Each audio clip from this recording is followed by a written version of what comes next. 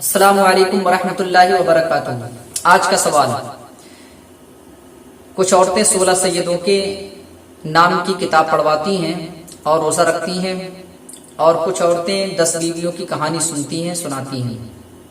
اور شیرینی کا اہتمام و انتظام کرتی ہیں، اور کچھ عورتیں حضرت علی کے نام کا روزہ رکھتی ہیں، تو ان کے لیے شریعت کا کیا حکم ہے؟ کیا ایسا کرنا جائز ہے؟ الجواب بعون الولی الوہاب۔ دیکھیے، کچھ عورتیں ایسی ہوتی ہیں جو منت بھی مانتی ہیں کہ ہم حضرت علی کے نام کا روزہ رکھیں گے یا 16 سیدوں کی کہانی سنیں گے۔ کچھ عورتیں 10 بیویوں کی نام کی کہانی سننے کی منت مانتی ہیں۔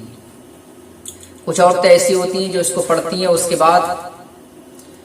جب پوری ہو جاتی ہے تو شیرینی پر فاتحہ دلواتی ہیں، اور کچھ عورتیں حضرت علی کے نام کا روزہ رکھتی ہیں اور شام کو یہ کتاب پڑھواتی ہیں، اور کچھ عورتیں 16 سیدوں کی کہانی سنتی ہیں۔ جبکہ میں آپ کو بتا دوں، 16 سیدوں کی کہانی ہو یا 10 بیویوں کی کہانی ہو یا 16 سیدوں کے روزے ہو یا حضرت علی کے نام کا روزہ،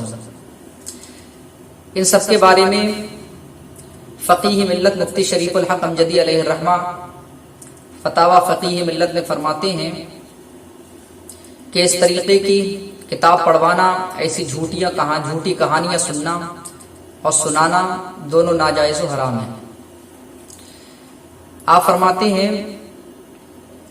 کہ اس کے اندر من گھڑت قصے کہانیاں موجود ہیں اور اس کے مصنف کا نام تک نہیں موجود۔ دوسری وجہ، جب ان کتابوں کے اندر جو کلمات موجود ہیں، جب ان الفاظ پر غور کیا جاتا ہے تو کچھ کلمات ایسے ہیں جن کا ظاہر کفر ہے۔ مثال کے طور پہ 16 سیدوں کی کہانی، وہ 16 سیدوں کے روزے یا حضرت علی کا روزہ، اس طریقے سے بولنا یہ اہم ترین عبادت ہے جو اللہ رب العالمین نے اپنے لیے خاص رکھی ہے، کہ پروردگار عالم کے لیے خاص ہے۔ اس کو اس طریقے سے بولنا کہ حضرت علی کا روزہ یا 16 سیدوں کے روزے، تو یہ ناجائز ہے، اس لیے کہ یہ وہ عبادتیں ہیں جو اللہ تبارک و تعالیٰ نے اپنے لیے خاص رکھی ہیں، ان کا پڑھنا ناجائز ہے، اور اس طریقے کلمات استعمال کرنا، اس طریقے کے لفظ بولنا یہ کفر ہے۔ لہذا ان سے عورتوں کو جتنا ہو سکے اپنے آپ کو بچایا جائے، عورتیں ان سے بچیں، دوسروں کو بھی نہ سنائیں، گناہوں کو ایجاد نہ کریں اور اس راستے کو نہ اپنائیں، کیونکہ 16 سیدوں کی کہانی ہو، اس کا کسی مصنف کا نام نہیں، کسی مؤلف کا نام نہیں۔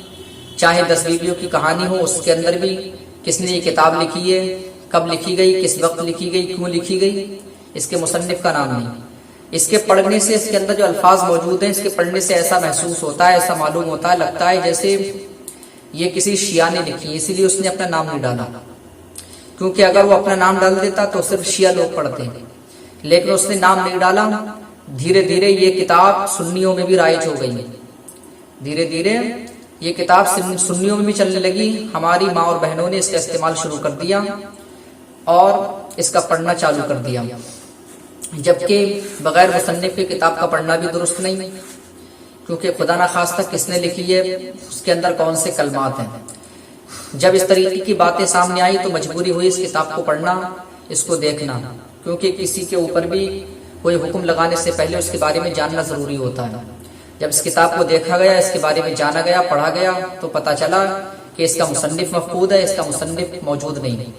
چاہے 16 سیدوں کی کہانی والی کتاب ہو جو عورتیں پڑھتی ہیں، یا 10 بیویوں کی کہانی والی کتاب ہو، بہرحال اسی ضمن میں بڑھیا نامہ بھی آتا ہے، ان کے مصنف موجود نہیں ہے، تو ظاہر سی بات ہے جب اس کے کلمات ایسے ہیں، جب کوئی پڑھے گا کوئی بھی عالم سمجھ جائے گا کہ اس کے کلمات ہی ایسے ہیں کہ معلوم ہوتا ہے کہ یہ کسی شیعہ نے لکھی ہے، اسی لیے اس نے اپنا نام اس کے اندر ڈالا نہیں ہے۔ لہذا میں اپنی ماں اور بہنوں سے گزارش کروں گا کہ اس طریقے کی کتابوں کو نہ پڑھیں، نہ سنیں، نہ سنوائیں، کیونکہ اگر آپ اس طریقے سے سنیں گی یا سنوائیں گی تو آپ بھی گناہ گار ہوں گی، اور دوسرے جتنے لوگ اس میں شریک ہوں گے، شامل ہوں گے،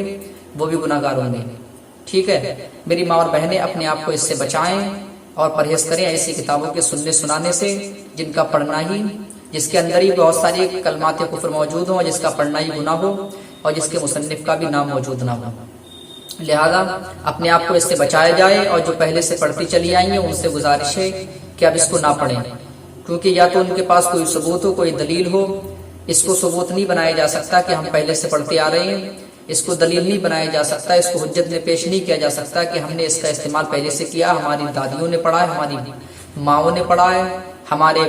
بچپنے سے ہم سنتے چلے آئے، اس کو دلیل نہیں بنایا جا سکتا،